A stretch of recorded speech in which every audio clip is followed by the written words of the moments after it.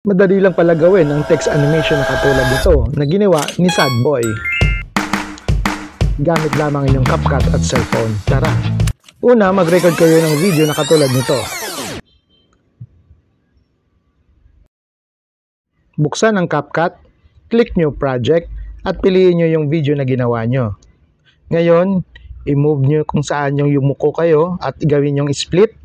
Then, i-click nyo din yung na-split na yan, yung second clip na yan, at i-duplicate nyo. Once na ma-duplicate natin yan, i-click nyo yung overlay at i-move natin sa baba hanggang doon sa dulo ay tumapat siya. Then, hanapin natin yung remove background para dyan sa overlay clip na yan. Pwede yung custom or kung may pro kayo, automatic yung remove background natin. Then, i-click nyo sa labas at hanapin nyo yung add text. Then, i-type nyo yung kung gusto nyo anong ilalagay nyo ng mga words dyan. So, katulad ko yung pagpapasalamat sa mga followers natin. Ayan, kung hindi pa kayo naka-follow, pa-follow naman at share ng ating video. Okay, pumili kayo ng font, gayon po ng style or colors. Then, i-click nyo yung animation, then yung loop at hanapin nyo sa baba yung rotating na animation na yan. And then, i-click nyo.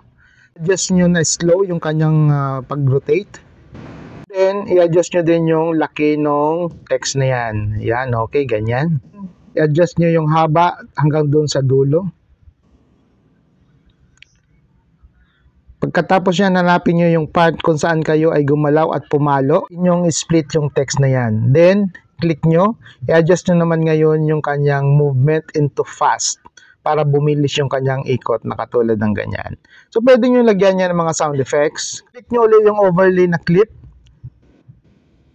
Then, hanapin nyo yung mask.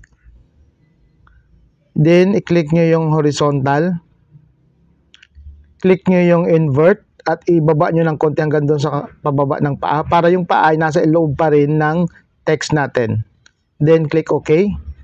Then, hanapin nyo yung layer. At gawin natin nasa front yung clip na yan. At ganito na ang kakalabasan ng inyong clip.